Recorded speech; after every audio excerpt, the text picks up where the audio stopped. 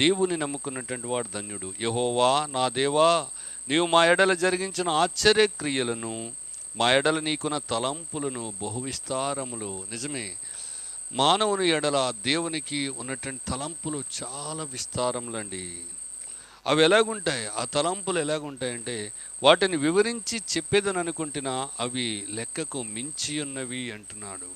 నీకు సాటి అయిన వాడు ఒక్కడునూ లేడు. బలులనైనను నైవేద్యములైనను నీవు కోరుట లేదు.